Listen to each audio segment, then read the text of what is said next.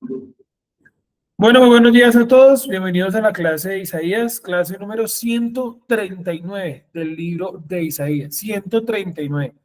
Y en este caso traemos el resumen del capítulo 33 de Isaías, que ya lo hemos venido analizando por lo menos 3 o 4 Shabbats anteriores, ¿no? Espero que me escuchen bien ahí para iniciar en esta mañana con la lectura del capítulo número 33. ¿Listo? Capítulo número 33. Vamos a leer desde el versículo número 1. Desde el versículo número 1. Espérenme un segundito por aquí, que no me deja ver bien. Ahí está. Vamos a leerlo todo del 1 hasta el versículo 24. Igual ya lo analizamos todo. Es como para que tengamos un marco de referencia. Entonces, 33, 1. Bueno, antes de que lo leamos, ¿quién se acuerda como a qué pueblo va dirigido esa profecía? ¿A qué pueblo? ¿A qué nación? ¿A qué imperio va dirigida esa profecía? ¿A los qué? Bueno, sí. A los asirios, correcto. A los asirios, pero principalmente a su capital, ¿cierto? ¿Cómo es la que se llama la capital de los asirios? Nínive, correcto. Entonces va dirigido a los asirios, principalmente a la capital que es los ninivitas, ¿no?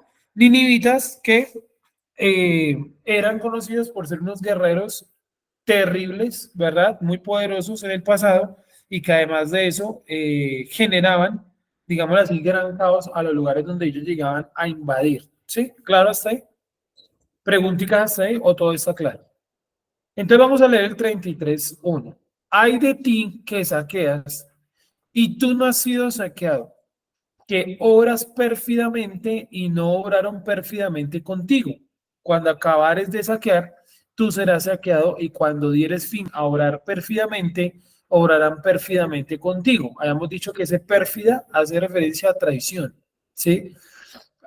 Perfidia es traicionar a una persona que a usted le ha dado mucha confianza. Entonces los asirios en muchos lugares llegaron proponiendo paz. Los pueblos aceptaron la paz, no querían guerra con los asirios y luego los asirios los traicionaban con guerra o con cualquier tipo de acción que lastimara a su pueblo, ¿no? Está claro hasta ahí. Seguimos. ¿Dónde voy? Dice perfectamente ya. 2. Yuhet ten misericordia de nosotros. A ti te hemos esperado. Sé tú el sostén de los oprimidos cada mañana. La salvación nuestra también en el tiempo de apretura. Está hablando la nación de Israel pidiéndole al Creador que los guarde, obviamente, de un castigo similar al que le está dando a los asirios. A causa de una voz tumultuosa huyen los pueblos. Al levantarte tú, oh Yohedbajei, son dispersadas las naciones. Y será recogido vuestro despojo como la oruga recoge la hierba. Como corren de aquí para allá las langostas, así correrán los hombres sobre él. Se está refiriendo al pueblo de los asirios, sobre él. 5. Ensalzado de Yohedbajei, sí, él habita en las alturas, ha llenado a Sión de equidad y de justicia. Y será la estabilidad de tus tiempos, ¿cierto? Será la estabilidad de tus tiempos y fortaleza de salvación, la sabiduría y la ciencia y el temor de Yuhet Bajei será su tesoro. He aquí que sus valientes claman afuera. Ahí me quedó lo corrijo acá una vez. Los embajadores de paz lloran amargamente, claro, porque Dios no traía paz sobre Siria, era destrucción.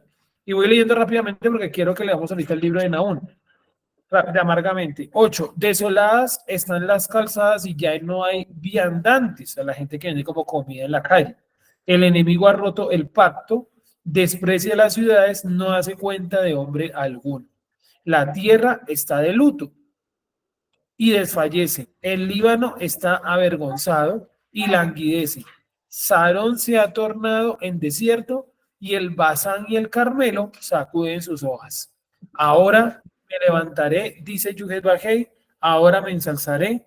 Esperen, dejamos por aquí entrar a los amigos que están en la sala de espera. Ahora me ensalzaré. ¿Qué versículo iba? Que se me movió aquí la hoja. 10. Me ensalzaré, ahora me glorificaré. 11. Enemigos, concibiréis hojarasca, pariréis paja, vuestro mismo resoplido enciende el fuego que os consumirá. Y serán los pueblos como combustiones de cal, como espinos cortados serán quemados en el fuego. Escuchad los que están lejos, los que yo he hecho, reconoced los que están cerca mi poderío. Aterrados están los pecadores en Sión. Temblor se ha apoderado de los impíos. ¿Quién de entre nosotros habitará en el fuego devorador? ¿Quién de entre nosotros habitará en los ardores eternos? Aquel que anda en justicias y habla rectitudes, que rechaza con desprecio la ganancia de opresiones, que sacude sus manos de contacto con los sobornos, que tapa sus oídos para no oír propuestas sanguinarias, que cierra sus ojos para no ver el mal. Espérenme, cambio aquí el mal. 16. Este morará en las alturas, su guarida serán en las fortificaciones de las peñas, su pan le es dado, su agua es segura. Sus ojos contemplarán al rey en su hermosura, mirarán la tierra que está muy lejos. Tu corazón entonces recapacitará el terror de hoy, diciendo, ¿dónde está el secretario? ¿En dónde está el que pesaba el dinero? ¿Dónde está el que contaba las torres? Está diciendo básicamente que Dios los iba a destruir a todos los que habían colocado opresión sobre la nación de Israel. Lo bueno, digo yo, de todo esto es que esto ya se cumplió. O sea, no estamos como leyendo algo a ver si se cumple. Esto ya se cumplió. Tenemos la certeza histórica, arqueológica, que estos acontecimientos profetizados acá ya se cumplieron. No verá más aquel pueblo fiero, pueblo de habla profunda, que no puedes comprender, de lengua extraña que no puedes entender. Mira a Sión. Espérame un segundo, ya. Mira a Sión, ciudad de nuestras fiestas solemnes. Tus ojos verán a Jerusalén, morada tranquila, tienda que no ha de removerse. ¿A qué hacía referencia este versículo? Sus estacas no serán arrancadas jamás, ni ninguna de sus cuerdas será rota. ¿A quién hace referencia? ¿A qué lugar hace referencia eso?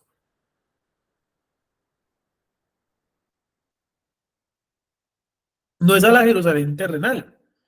A la Jerusalén terrenal, al contrario, ¿cuántas veces la han destruido? Hace referencia a la Nueva Jerusalén, que está diciendo que ese sistema no se va a poder romper, sino que de allí en majestad Yuhet Bajei será para nosotros como lugar de anchurosos ríos y corrientes, por donde no andará galera con remos ni pasará gallardo navío. Porque Yuhet Bajei es nuestro juez, Yuhet Bajei es nuestro legislador, Yuhet Bajei es nuestro rey, él nos salvará. Tus jarcias, que es con lo que amarran en los barcos, ¿no? La mercancía y la vela y el mástil son unas cuerdas que se colocan. Tus jarcias, oh asirio, están aflojadas. No pueden mantener derecho el mástil, no pueden extender la vela, se reparte entonces el botín de despojos abundantes y hasta los cojos arrebatan la presa. Y no dirá más el habitante,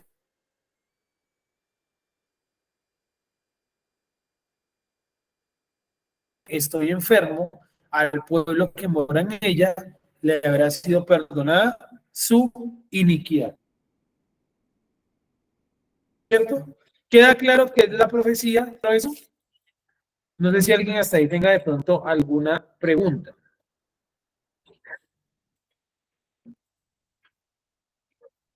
Vamos a leer entonces, que es como lo que traemos hoy, más allá de la lectura y el análisis de esto, vamos a leer el libro de Nahum. ¿Listo? Ustedes van a buscar, por favor, por allá en sus Biblias, el libro de Nahum. Es un libro que poco se lee, pero vamos hoy a tratar de estudiar.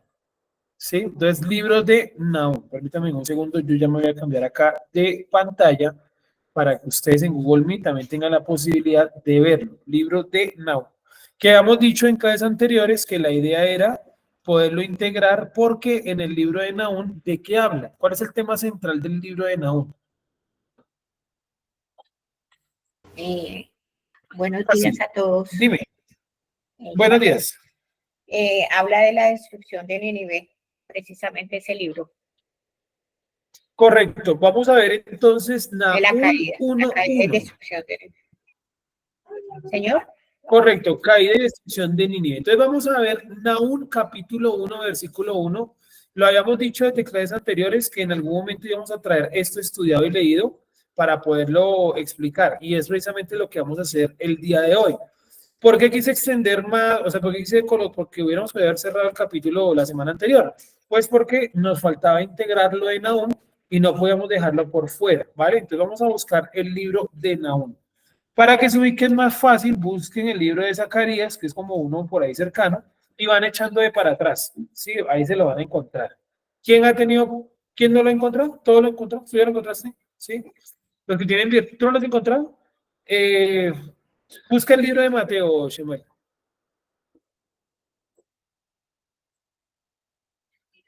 Ah, mírala, sí, válido, claro. Si uno es grande se le olvida dónde está. ¿Ya encontraste la página? No tiene tabla de contenido. Sí, ya buscan aún de una vez.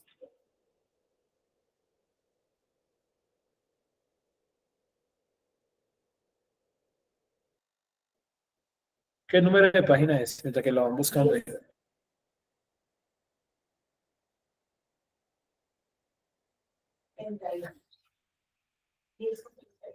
1700. Entonces se le puede a uno perder, ¿no? Lo que llaman los profetas menores, que fue la manera como los cristianos católicos, ¿no? Organizaron este libro, el Tanakh, lo organizaron como de esa forma. En el Tanakh tiene de pronto, lo ponen algo así como, bueno, depende del Tanakh, ¿no? Como los profetas grandes, los profetas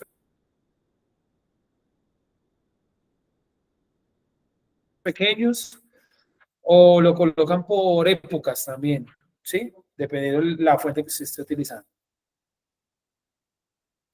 No, dice profecía sobre Nínive, ¿sí o no? Libro de la visión de Nahum de Elcos. ¿Sí? Elcos, un lugar muy chiquitico de Israel. Pero entonces, todo el libro, ¿de qué nos va a hablar? De la destrucción futura de Nínive. O sea, es una profecía a futuro sobre Nínive. Les pregunto, ¿en la actualidad Nínive existe? O sea, ¿ustedes han escuchado una ciudad que se llama Nínive? La original, porque supongo yo que por ejemplo en Estados Unidos tienen que haber algunas ciudades llamadas Nínive. O aquí en Colombia, busquemos a ver si de pronto aquí en Colombia hay algún Nínive. Me parece que en Antioquia hay uno. Nínive, Colombia. Me parece. Nínive fue una ciudad de Mesopotamia. ¿Nínives? No hay aquí en Colombia.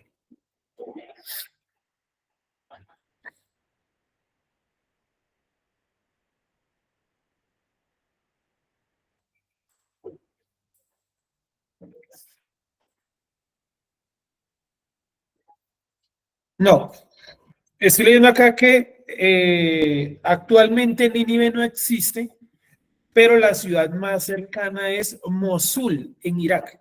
Sí, o sea, la Nínive de la Biblia no existe. Nunca más la reconstruyeron. Raro porque era una ciudad muy importante. Y la única persona que trató de reconstruirla fue Saddam Hussein. ¿Sí se acuerdan de Saddam Hussein?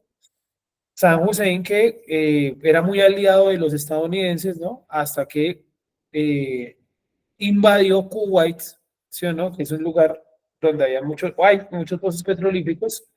Él era muy aliado, de hecho, Hassan Hussein llega al poder por la ayuda de Estados Unidos y era como un consentido de Estados Unidos. Pero él hizo una mala jugada y fue tratar de invadir Kuwait, que era un lugar que los estadounidenses protegían por los pozos petrolíferos. O sea, trató de rebelarse, ¿sí? Y los estadounidenses inmediatamente lanzan la operación Tormenta en el Desierto, allá contra Saddam Hussein. Y termina finalmente Saddam Hussein capturado por los estadounidenses, ¿no? Y llevado a Estados Unidos como criminal de guerra y lo sentenciaron a la horca, ¿no? Ese video es público. La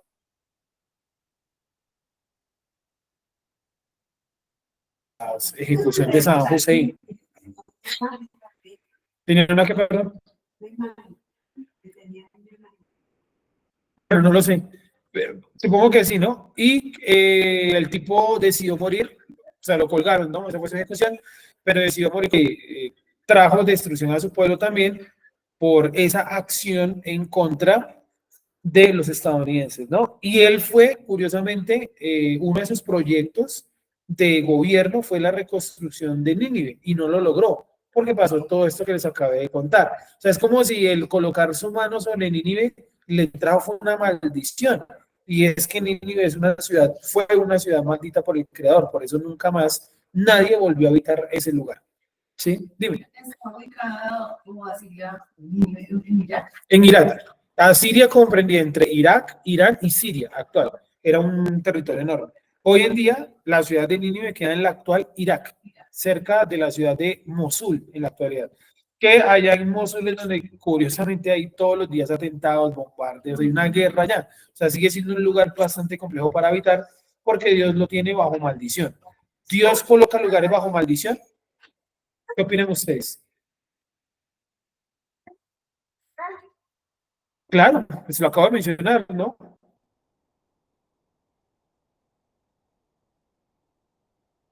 ¿Recuerdan otro lugar maldito por el creador en la Biblia? Bueno, Babel, ven ustedes en la Biblia que esté maldito, que recuerden. Sodoma y Gomorra, que en el libro de Pedro dice que Dios las dejó así destruidas para que fueran, ¿qué? Testimonio de las futuras generaciones, para que supieran cómo Dios castiga a los que se rebelan contra él. Y la rebelión en Sodoma fue terrible, ¿no? No solamente algo sexual, sino en todos los ámbitos. ¿Qué más? ¿Qué otra ciudad recuerdan ustedes que haya sido maldita por Dios? Jericó, ¿sí o no? Que dice que cuando la destruyeron, lanzaron una maldición, maldito el que levante esta ciudad y maldito el que levante su puerta. Y dice que una persona, dice la Biblia, que más adelante la reconstruyó a la ciudad y perdió a su primer hijo. Y cuando colocó la puerta, perdió a su segundo hijo. O sea, efectivamente hay lugares que Dios ha colocado bajo maldición.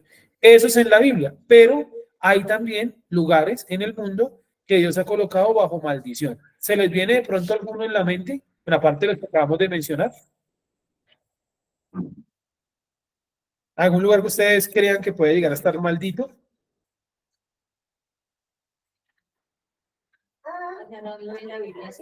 Sí, o sea, no un lugar bíblico, sino un lugar que usted diga, para mí, este lugar está maldito. Yo no voy a decir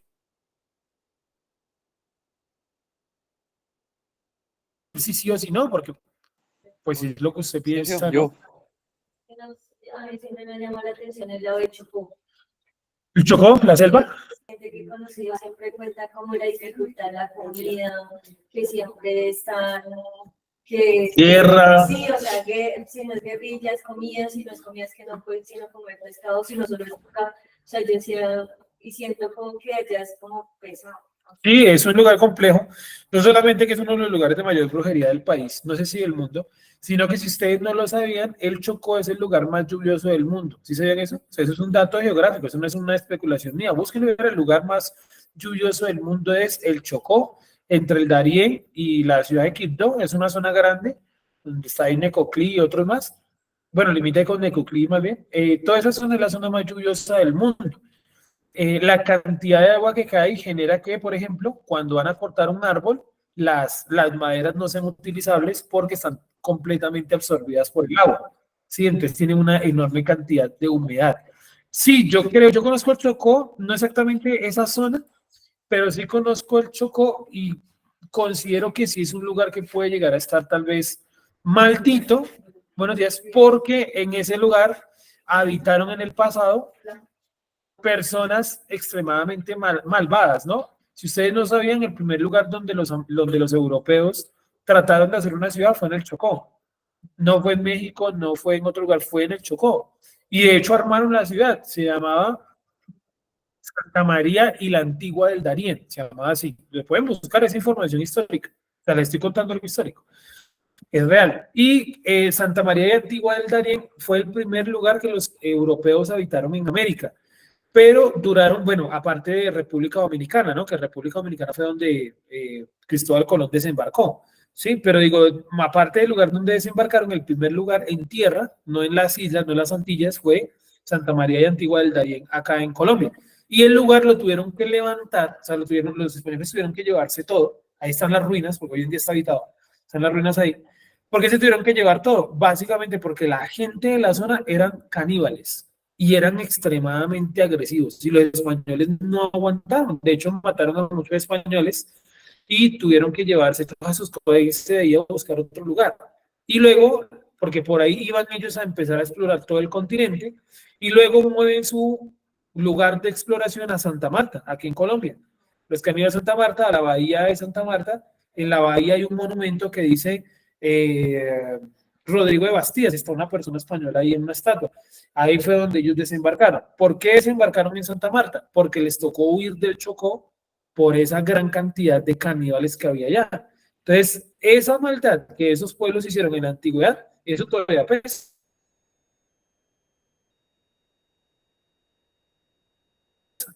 Y luego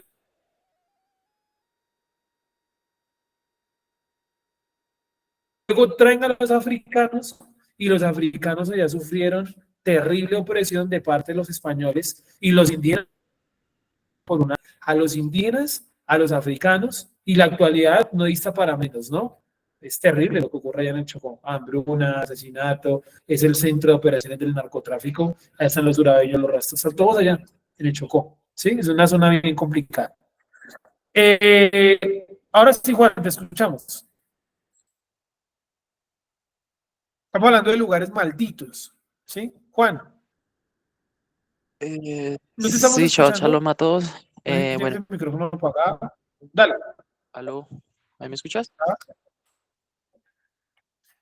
Y ahora te Bueno, Sergio, yo escuchamos. pienso que Haití es uno de los países más malditos del planeta y también creo que hay una maldición sobre, pues, lo que es Gaza, esa región, porque como que siempre han hecho oposición al pueblo de Israel, entonces como que Dios siempre les ha mandado destrucción y cosas por el estilo. Adicional a ello también, África me parece que es un continente que tiene algún tipo de maldición.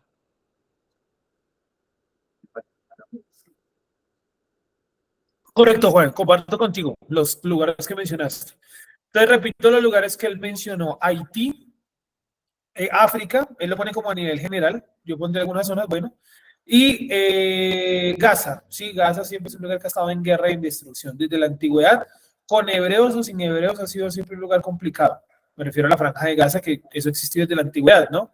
En la Biblia está mencionado Gaza y todo. Hablemos del caso puntual de Haití, como para no extendernos tanto ahí con el tema. Haití es un lugar bien, bien particular porque Haití era el lugar donde vendían a los esclavos que traían de África. O sea, los barcos cruzaban el Atlántico, llegaban a la Española, que es la isla que está dividida en dos países, ¿no? Haití y República Dominicana. Y ahí era donde empezaban como a venderlos y demás. Y en Haití fue donde se popularizó muchísimo la brujería que traían de África. ¿Qué brujería es?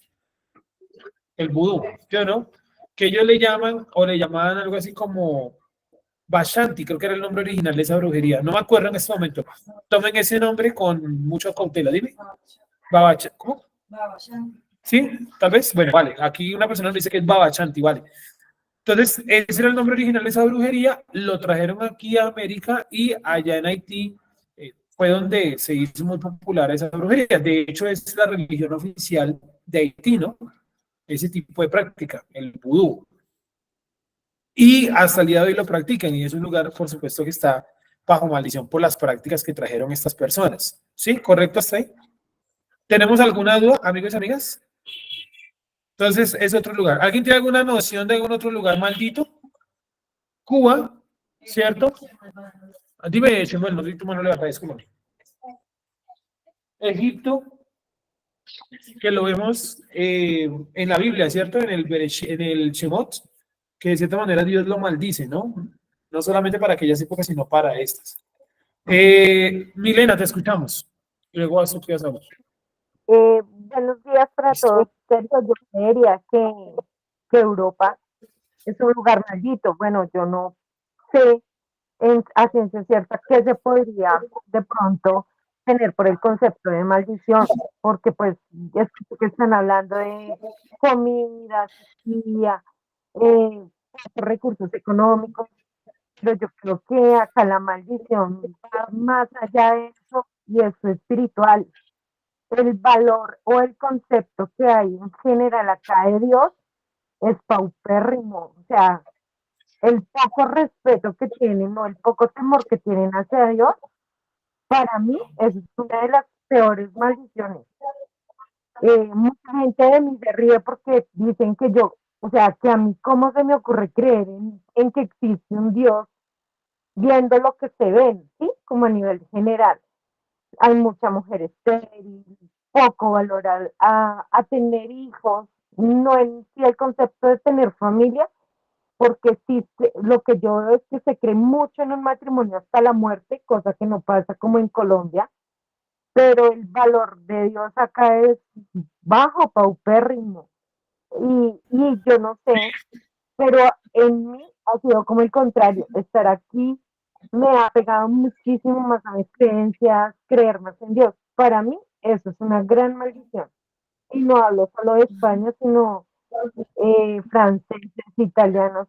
O sea, para ellos Dios no existe. Y bueno, el concepto que para mí es el Dios de Israel, ¿no? Para ellos Dios es una Sí. lámpara. Le creen mucho a todo, pero en sí el concepto del Dios de Israel, para nada. Para mí eso es una maldición. Listo, perfecto. Y sí, puede ser un lugar que esté en este momento bajo maldición,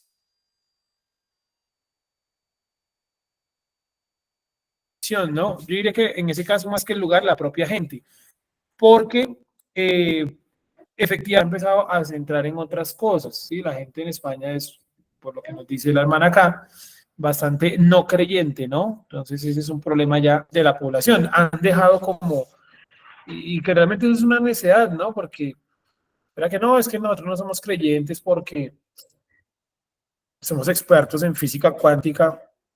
Por lo general, la gente que es ateo, que no cree en Dios, no sabe absolutamente nada de nada. Sí, es como una excusa para hacer una crítica a la religión. Y yo puedo hacer, cualquiera de ustedes puede hacer una crítica a la religión sin necesidad de ser ateo. O sea, hacemos una crítica a la religión, pero lo que sí que somos ateos. ¿Me hago entender? Bien, continuamos entonces en Nahum, libro de Nahum. Dice el 2, Nahum 1:2. Jehová, o sea, Yuhedbahei, es Dios celoso y vengador. El creador es vengador y lleno de indignación, se venga de sus adversarios y guarda enojo para sus enemigos. O sea, está diciendo que Dios no es solamente amor. O sea, que aquí se cae esa mentira del cristianismo donde no, es que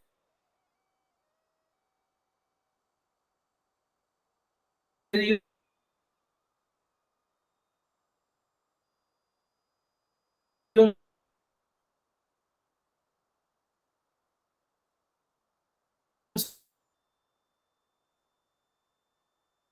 sí, sí,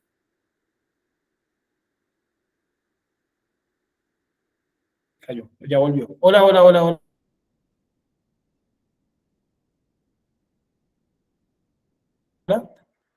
¿Me escuchan ahí, amigos de Google Meet? Hola, ¿me escuchan? Sí, Sergio, te escuchamos, pero ahorita se estaba perdiendo la señal. Ah, listo, sí, ya volvió. Gracias, gracias, Jordi, me vale. Entonces se está escuchando mal, vale, ya parece que volvió nuevamente la señal. Entonces les decía que aquí se cae un poco esa mentira del cristianismo donde nos decían que Dios es solamente amor. Aquí claramente vemos que Dios guarda enojo contra sus enemigos. Y la pregunta que les hacía es, ¿qué es un enemigo? ¿Quiénes son enemigos de Dios? Correcto, porque todo aquel que ama al mundo, ciertamente que se ha constituido que enemigo de Dios. Ahí no está preguntando, ahí no dice que si usted cree o no cree en Dios, dice que usted ame al mundo. Si usted ama al mundo, o sea, yo puedo creer en Dios, pero si amo al mundo, ¿en qué me convierto? En enemigo de él, ¿sí?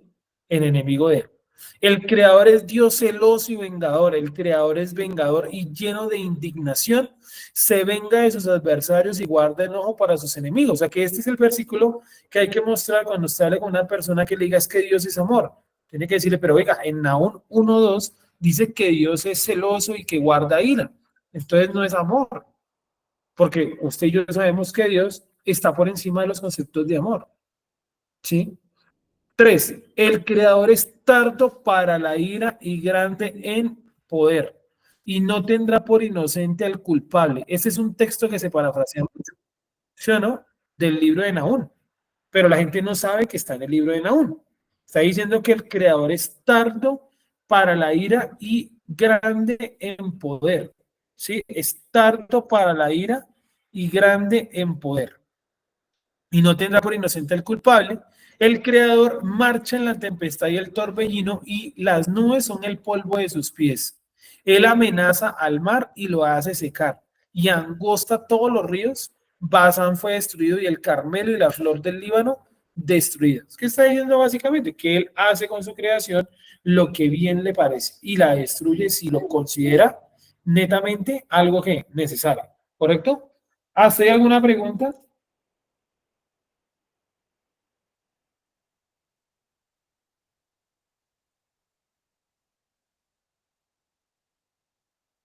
Todo claro hasta ahí, ¿cierto?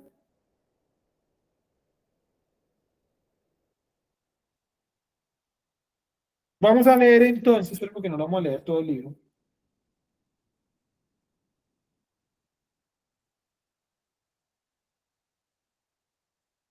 Vamos a leer capítulo número 3, versículo 1. 3:1, Nahum 3:1.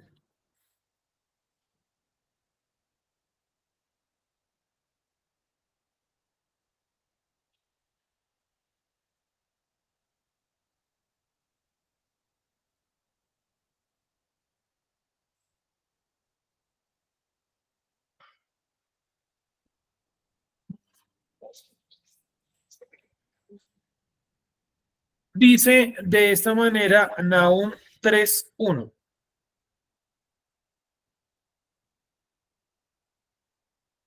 Ay de ti, ciudad sanguinaria, ¿sí? Porque llama de esta forma a Nínive, ciudad sanguinaria.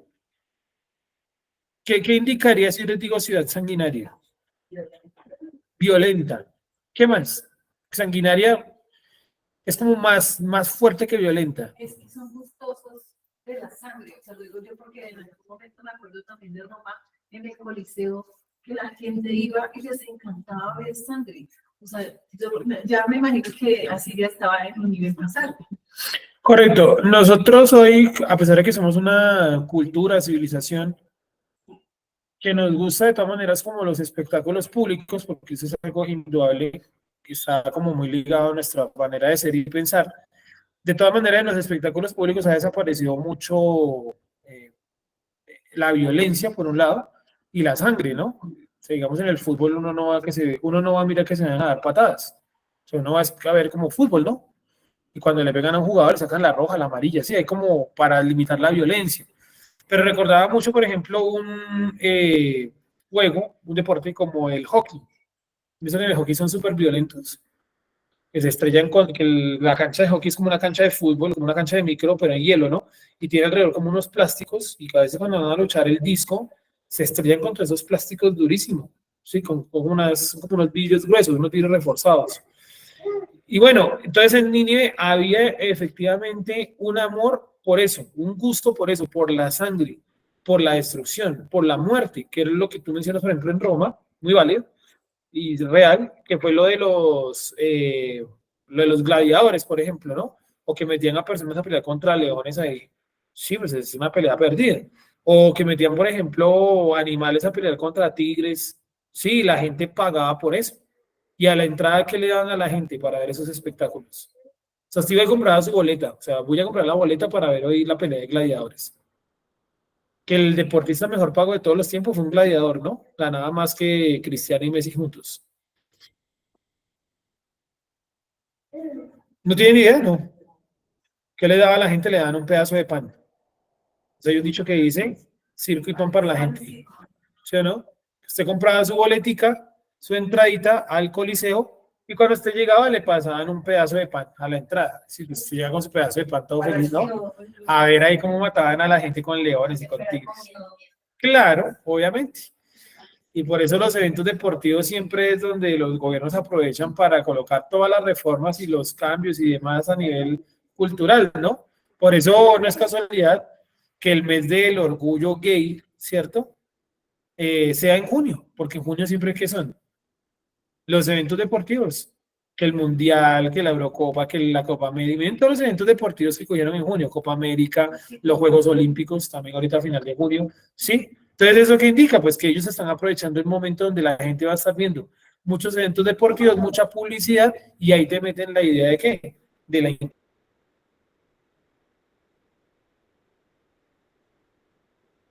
inclusión y a favor del LGBTI, ¿sí? LGBTIQ más RTS, bueno, esas son... ¿Sí? Seguimos entonces. Entonces, hay de ti ciudad sanguinaria, o sea, pagaban para ver ejecuciones de brujas, por ejemplo, o torturas de posibles brujos o brujas, ¿sí? Es como ese dicho que dice, ¿cuántas brujas quemó la Inquisición? Ninguna. ¿Quemó a mujeres? No, muchas sí eran brujas, ¿sí? Yo sé que mucha gente murió siendo inocente, pero mucha gente sí era bruja o brujo, ¿sí? No solamente murieron mujeres. Haití, ciudad sanguinaria, toda llena de mentira y de rapiña. O sea, de rapiña es que usted tiene que estar en la jugada o lo roban. Tal vez aquí en su ciudad usted no se sienta así, porque usted más o menos sabe cómo se maneja su ciudad. Pero usted vaya de turista a otra ciudad, incluso dentro de su propio país, ¿siente que usted se siente como rapiña? Como que en todos lados están robando, ¿sí o no? Como que usted va a comprar algo y todo es robo, hasta un agua. Sí, como que usted va a comprar un agua y el agua que en un lado le vale 500 y en otro lado le vale 3.000. Y dice, pero ¿por qué sí pagué 500 ayer? Es eso, es rapiña, ¿no? Están ahí como acechándolo a usted, sí, literalmente como un pájaro, sin apartarte del pillaje. Chasquido del látigo y fragor de ruedas, caballo atropellador y carro que salta. Esto era lo que representaba Nínive, esa violencia a la hora de invadir otros pueblos. Jinete enhiesto y resplandor de espada y resplandor de lanza y multitud de muertos y multitud de cadáveres, cadáveres sin fin. Y en sus cadáveres tropezarán a causa de la multitud de las fornicaciones de la ramera de hermosa gracia, maestra en hechizos. ¿Está describiendo a quién? A Nínive. Le dice que ella es una ramera de hermosa gracia. O sea, está diciendo que efectivamente la ciudad era como atractiva. Y es que qué cultura no es atractiva. Sí, bueno, yo por ejemplo pensaba, cuando estaba leyendo esto, pensaba por ejemplo en la cultura japonesa o la cultura coreana. ¿Sí? Son culturas muy atractivas. Yo digo que la cultura china no tanto, porque aquí en Occidente nos han creado una mala propaganda de esa cultura, ¿no? Pero si pensamos, la cultura japonesa y la cultura coreana son muy llamativas, son muy atractivas, ¿o no? Pero nadie piensa que son las dos culturas donde hay más suicidios en el mundo. Los dos países de mayor suicidio en el mundo son Japón y Corea. Siempre es uno o el otro, y el otro es el segundo, siempre. Miren todos los tops desde el año 2004, 5, que fue donde yo miré. Siempre son Japón y Corea, Japón y Corea, Japón y Corea. Ah, miren, como dato curioso, que lo iba a decir ahorita que Juan estaba hablando de Chocó, en el año 2022, no sé si ha sido en más años, pero en ese año, la mayor tasa de suicidios del país fue en el Chocó. Y los tipos del TANE decían que la gente se suicida mucho allá porque no hay oportunidades de nada. Entonces los jóvenes salen del colegio a los 15 y 16 años y no hay que ponerse a hacer. Y eso genera una gran depresión y la gente termina suicidando. Sí, tremendo, ¿no? Y también el Chocó, que es un lugar que dijimos que puede estar bajo maldición. Ahora, pensemos entonces en Nínive. ¿Cómo así que una ramera hermosa? Quiere decir que era muy atractiva. Estamos hablando de la cultura coreana y china, la cultura coreana y japonesa. Son dos culturas muy atractivas. ¿Sí? ¿Estamos de acuerdo con eso? Y para los jóvenes son muy atractivas. La de Estados Unidos. Correcto. Y ahorita, o sea, todo el mundo que Estados Unidos que hay, que el sueño americano que no hay. Pero hace poco como que han mostrado las ciudades como principales, toda la indigencia, sí, como la drogadicción, debajo de frentes por todo lado. Sí, terrible. Es una cosa que, digamos, no muestran como la realidad, sino todo como la posible fantasía de lo que usted va a vivir si supuestamente coronavirus a vivir allá. Correcto, ¿no? Y, por ejemplo, los documentales sobre Phoenix, terrible, ¿no? Y le dicen la ciudad zombie, porque es la ciudad del mundo donde más se consume fentanilo. Y literalmente en las calles, usted sale a pasear con su perro, a llevar a su hijo al colegio, y encuentra no una ni dos ni decenas, cientos de personas totalmente llevadas por el fentanilo. Terrible, o sea, vivir en una sociedad así no es posible. Me estaba viendo un documental donde estaban entrevistando a unas personas de China en Shanghái, que es, no, bueno, se me olvidó en este momento el nombre, es una ciudad,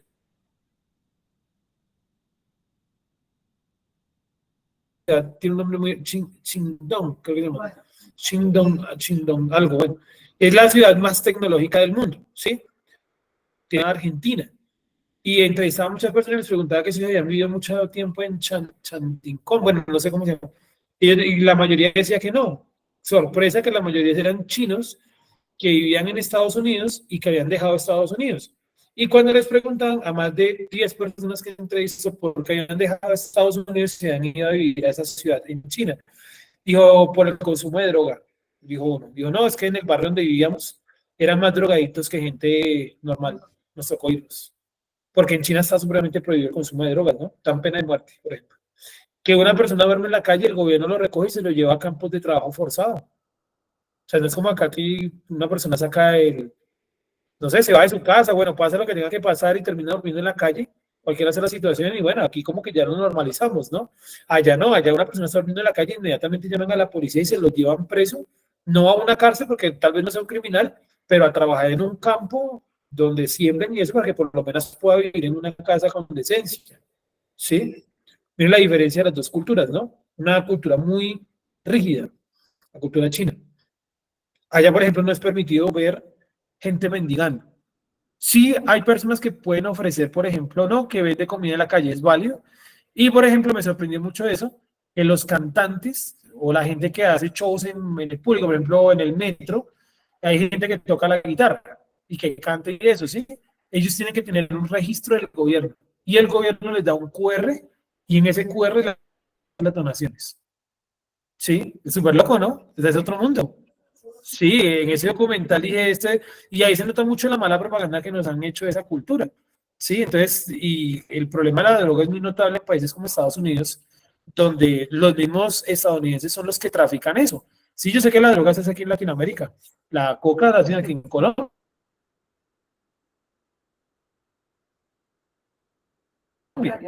Sí o no, y en México se matan para ver quién la mete, pero en Estados Unidos, ¿quién la maneja? Estadounidenses, son cárteles de allá, gente de la DEA. Que dice acá, dice que es una, entonces esas culturas son llamativas, les decía que la cultura japonesa y la cultura coreana son muy llamativas para los jóvenes, pero no tenemos ni idea el daño que se pueden estar haciendo a nivel cultural, espiritual y demás, tener contacto con esas culturas. Sí, por ejemplo, una cultura en la coreana principalmente, donde la diferenciación entre hombre y mujer es una línea muy, muy delgada. ¿Sí o no? Es una línea delgada y tiene anorexia esa línea. ¿Sí? No hay una identificación clara de quién es hombre y quién es mujer.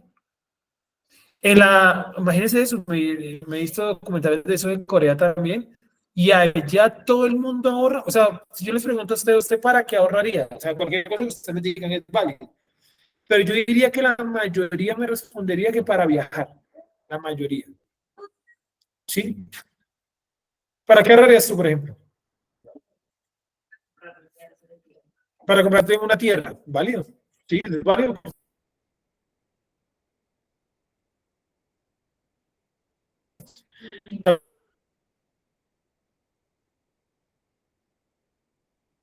Tampoco para entrar en el mundo budista.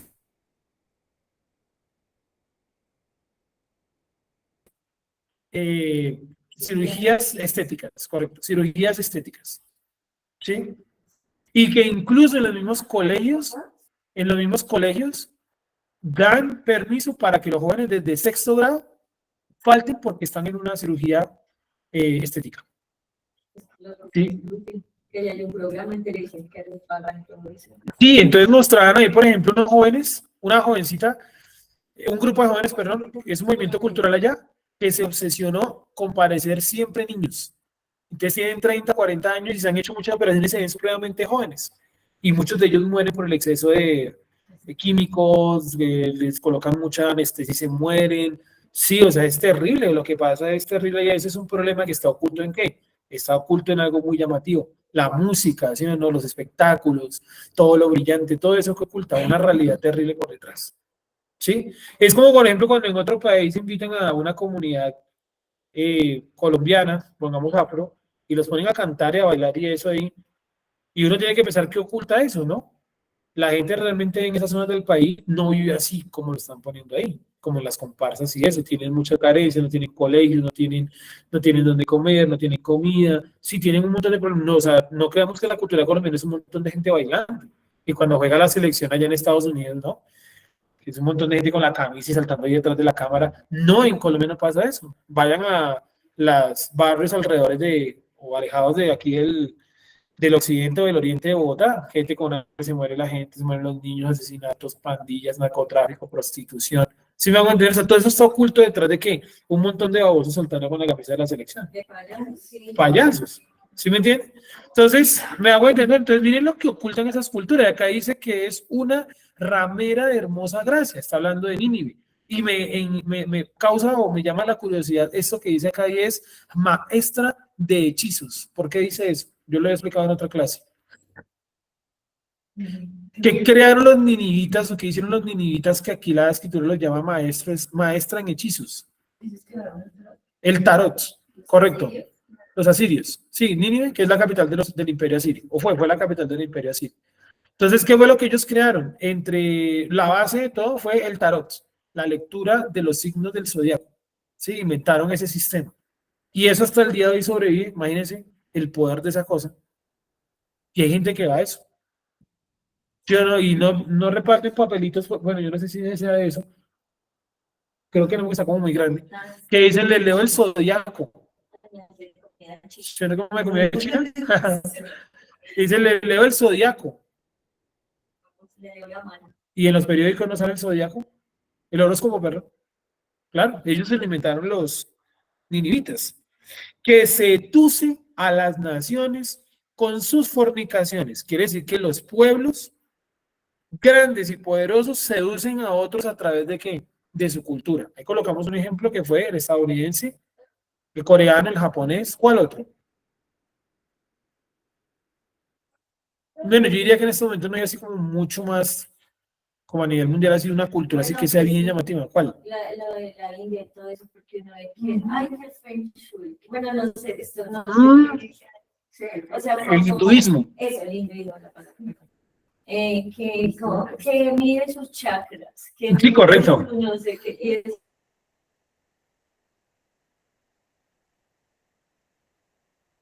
en todo lado.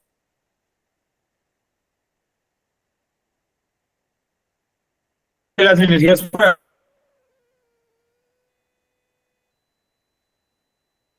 aquí, las energías.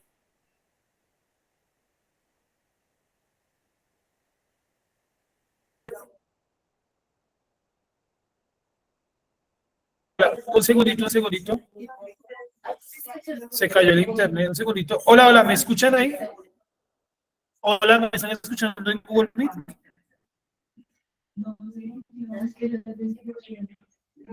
Sí, sí, señor, pero Hola, ¿sí me escucha escuchan? muy entrecortado. ¿En Google Meet?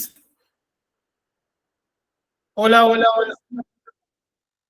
Ah, vale, sí, es como Se escucha entrecortado. Ah, qué pesado, hombre. Y no tengo aquí como la posibilidad. Ya, espérenme un segundito. Pero bueno, sí es un problema aquí el internet. Ahorita en la tarde lo voy a tratar de solucionar para que no tengamos ese inconveniente en las otras clases. Porque es un pesar que se nos pierda ahí, ¿no? Esperen y me cambio. Regresamos, no se vayan, por favor. Se va a caer 2 segunditos. Hola, hola, hola. ¿Ahí me escuchan? ¿Me escuchan ahora sí? Sí, señor, sí se escucha.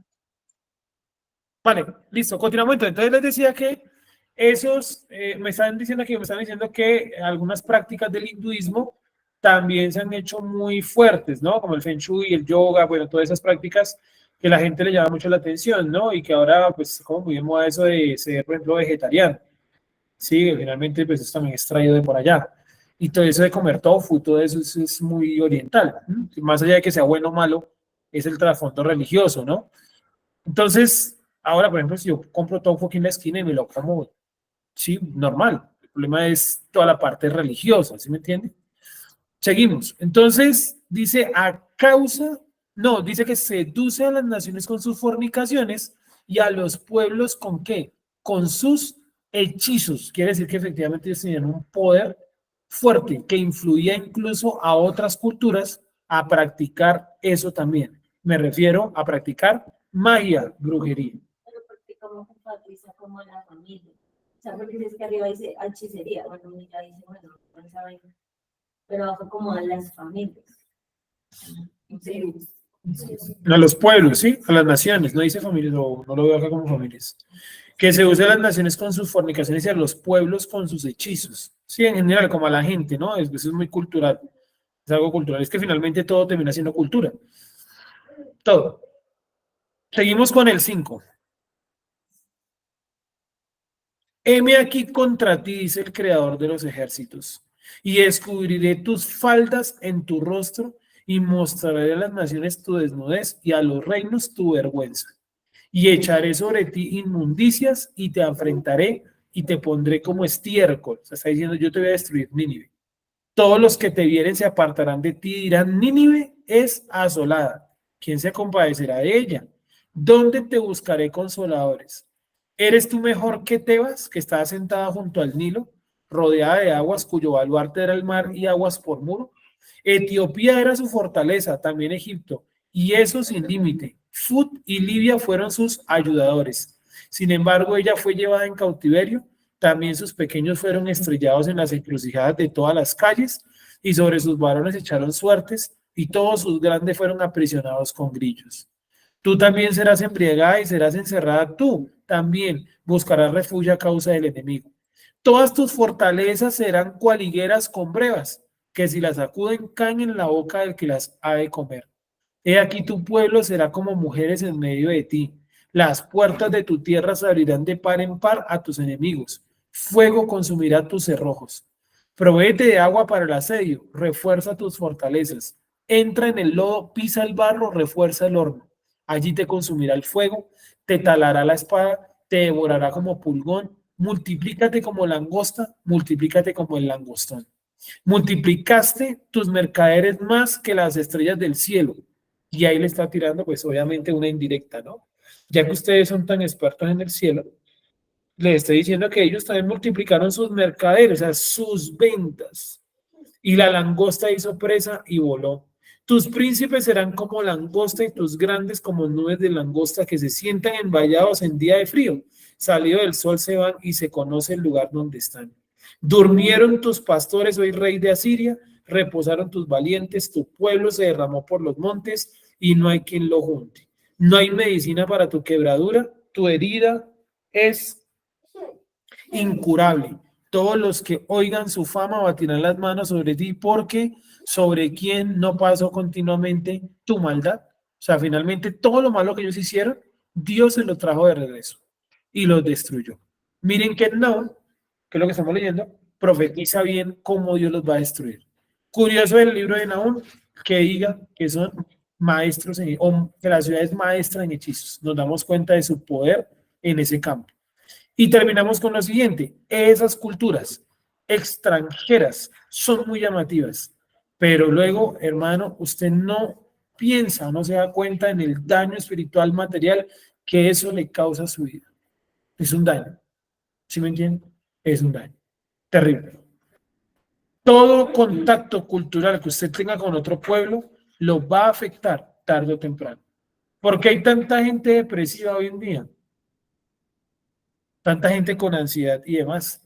¿Por qué en la Edad Media, cuando se morían literalmente de hambre, por qué no había ansiedad? O la había, pero en menor caso.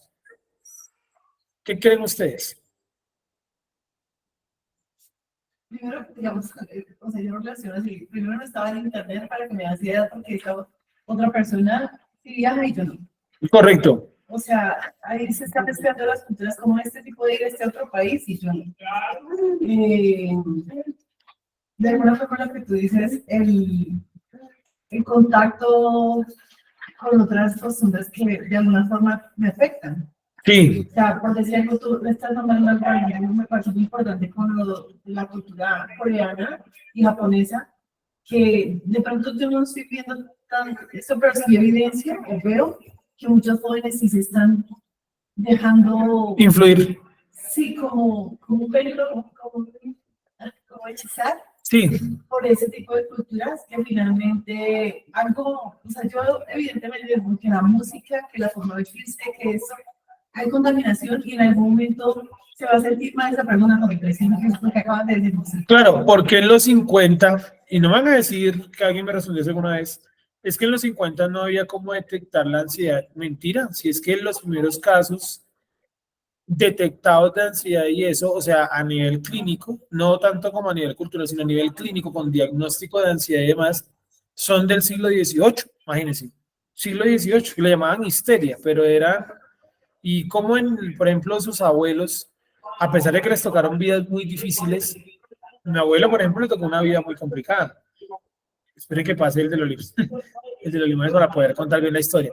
Pero sí, ¿no? Es eso, como ¿qué fue lo que cambió en la humanidad que afectó a nivel psicológico? ¿Sí? Denme un segundito, no se van a ir.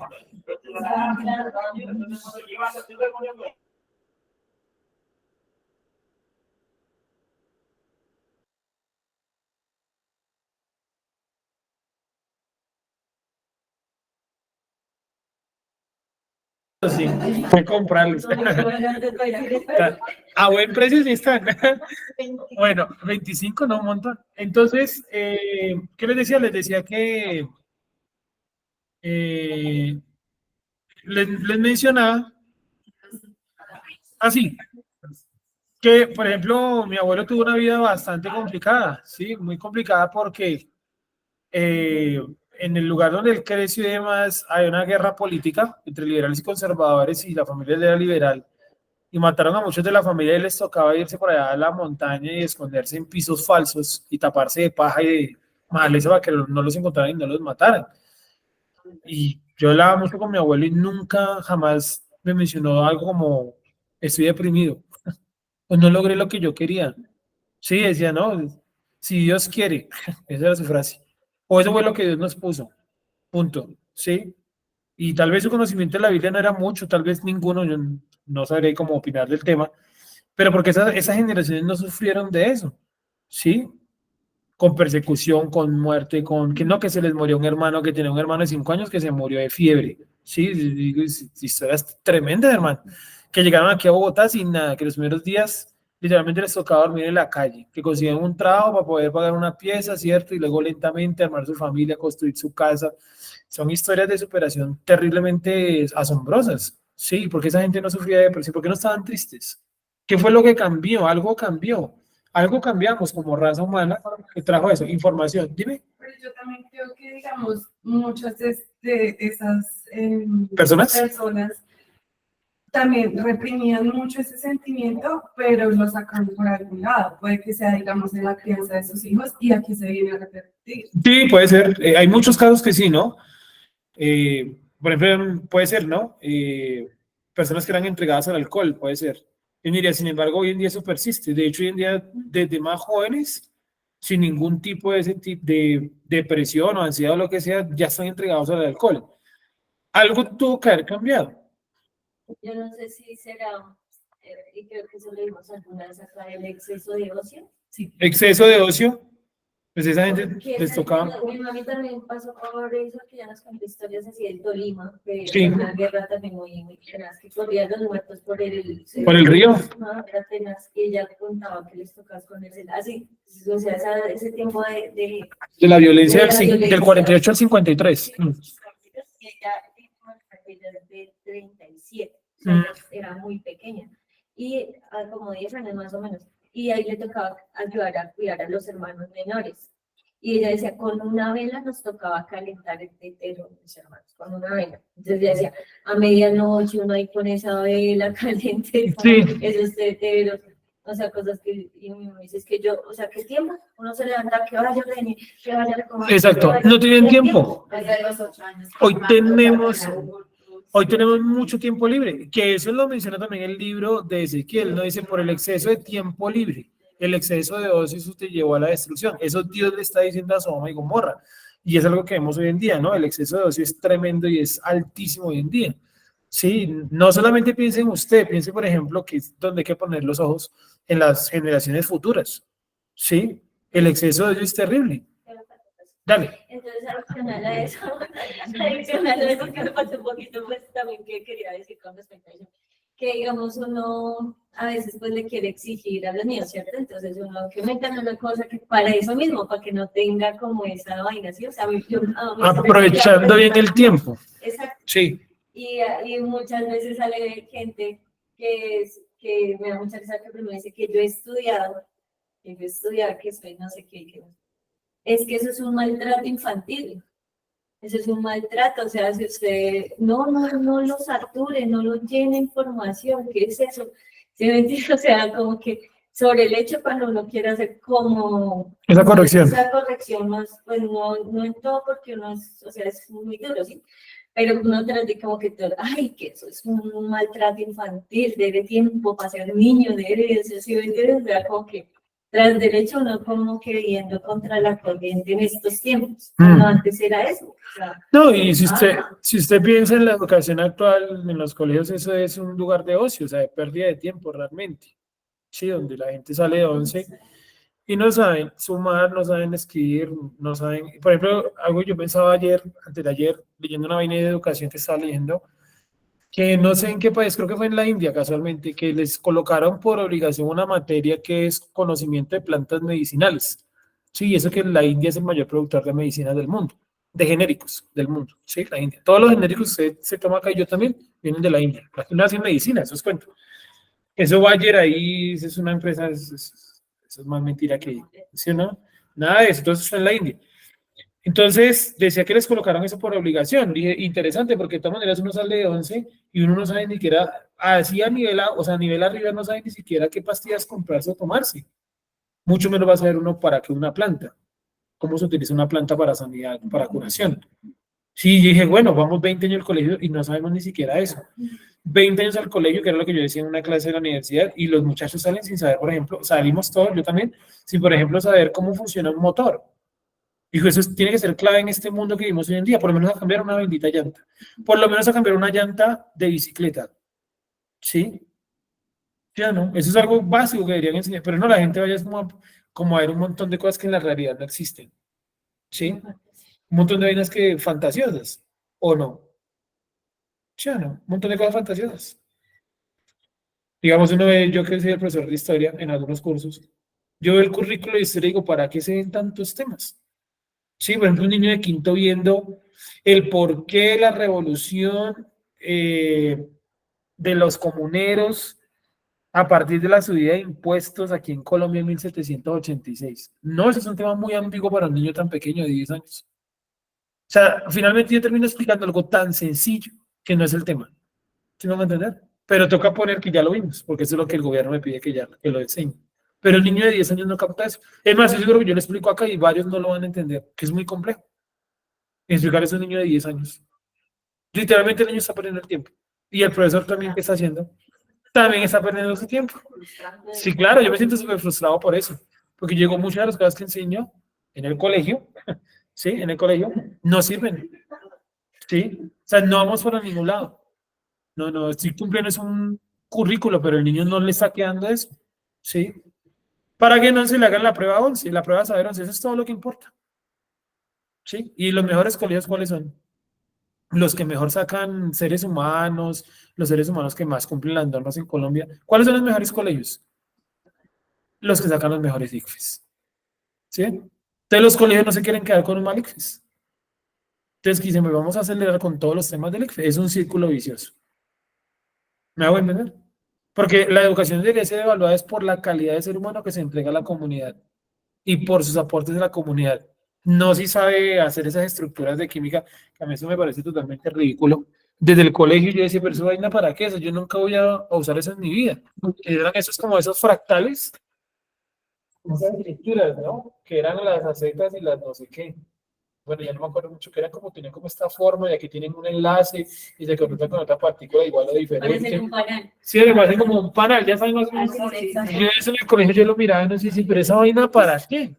Sí, ¿para qué me va a servir eso en la vida? Jamás. Sí. Salvo que yo vaya a ser químico, sí, y que me gustara y demás. Y pero no sé, yo no, ya tenía claro que químico no iba a ser.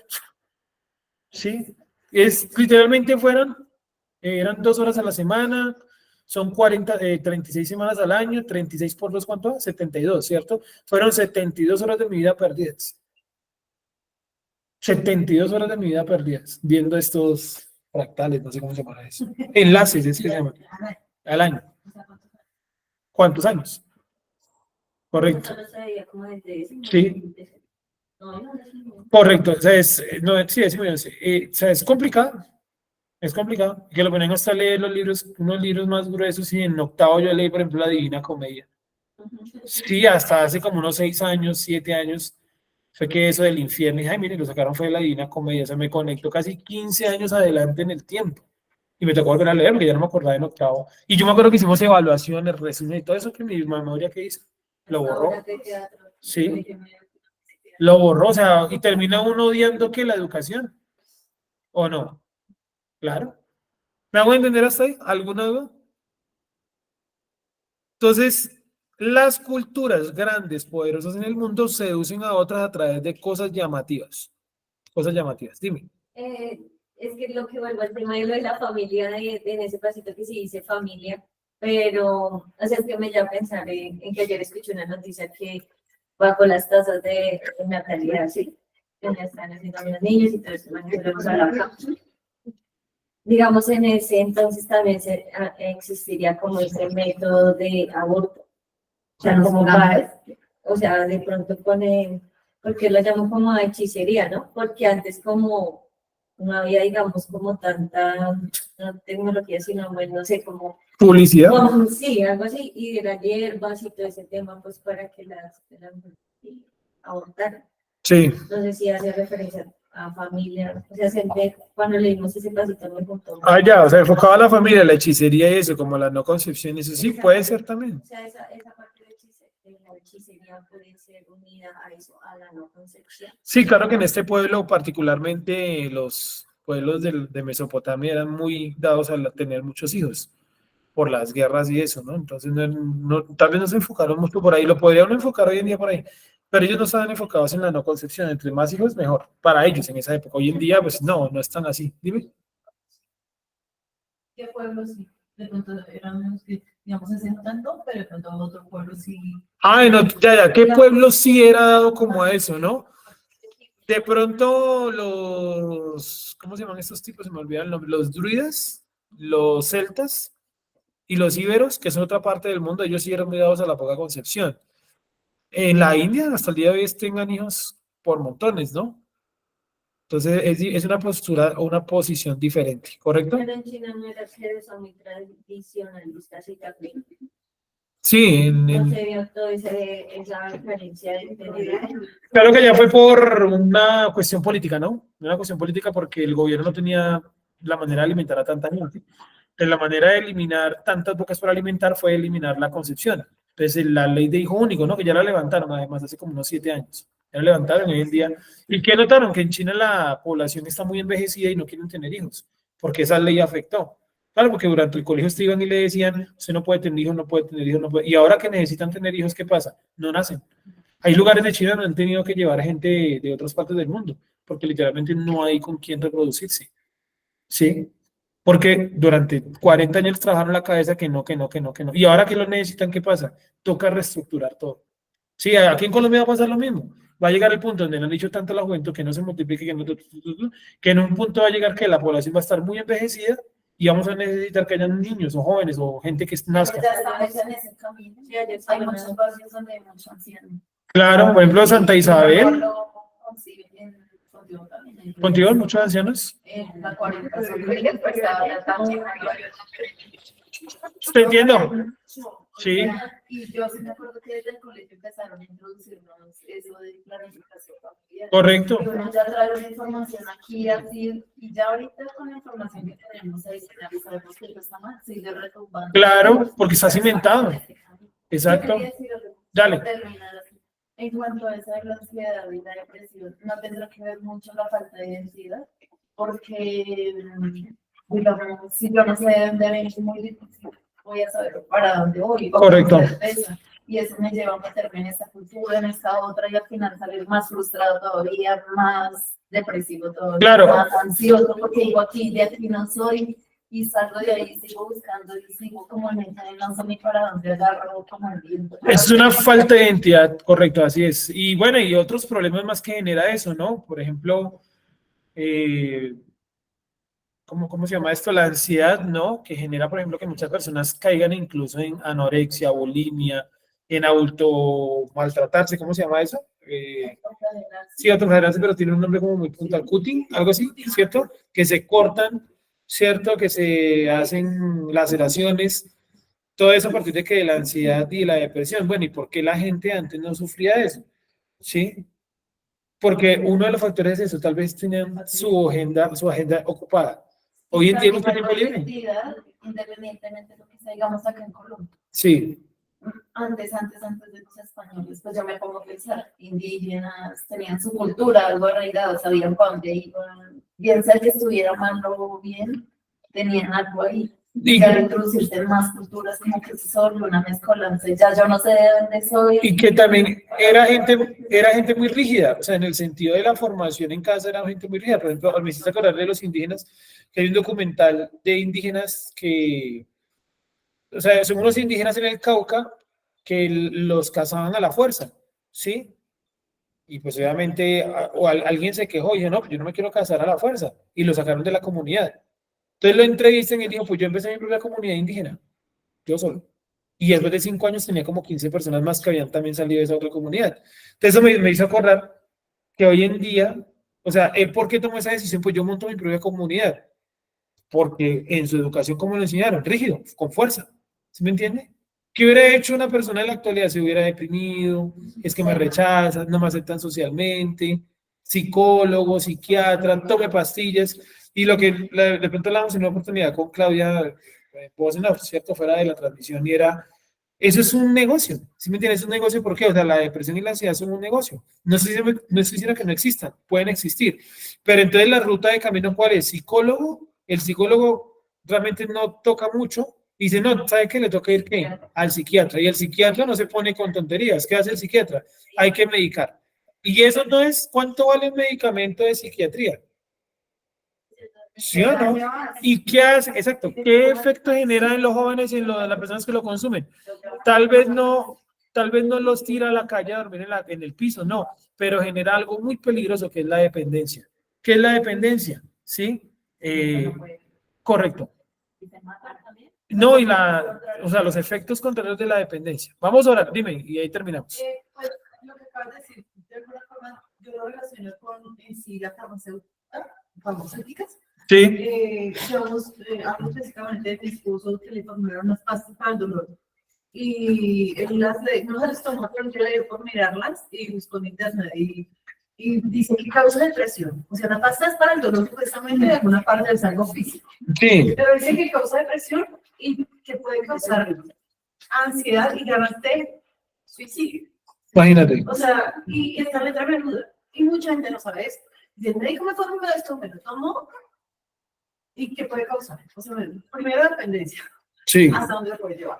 Entonces, no solamente de pronto las pastas que le formula el psicólogo o el psiquiatra, sino son pastas que formulan también en la gente. Imagínate. Vamos a orar, vamos a darle gracias al Creador por este espacio que hemos podido tener esta mañana, cerrando el capítulo número 33. Próxima semana, capítulo número 34. Ya habíamos leído un pedacito del 34 la vez anterior, por eso no lo hice hoy. Y bueno, ahí tenemos todos el material y el folletico también, que ya lo entregamos, ¿no? Vamos a orar entonces, vamos a darle gracias a Dios, porque estamos en este lugar, en este Shabbat, con la esperanza de aprender un poco más. Padre, te alabamos, santificamos tu nombre y exaltamos tu presencia, Padre eterno. Nos reunimos en este lugar, Padre, para buscar tu escritura y para poder clamar a ti. Tú eres el único y verdadero Elohim. Gracias, Padre eterno, porque siempre tú nos has traído el aprendizaje a través de este Shabbat. Te exaltamos, Padre eterno, y te damos la gloria y la honra únicamente a ti. Colocamos en tus manos nuestra vida y la vida de aquellas personas que han colocado su corazón el venir a Shabbat. También aquellas que han colocado en su corazón el no ir a sus lugares de reunión. Gracias, Padre. Acerca más hermanos y hermanas a lugares como este, lugares de estudio, lugares de aprendizaje, lugares de puertas abiertas donde todos podemos aclarar nuestras diferentes dudas. Gracias te damos, Padre, por tu bondad en este Shabbat, ahora y siempre, Padre eterno. Amén. Pero amigos, nos hablamos entonces más tardecito en taller de hebreo. No olviden traer en dónde apuntar. Gracias a todos y que estén muy bien. Shalom a todos. Buen día. Gracias, Sergio Chalón.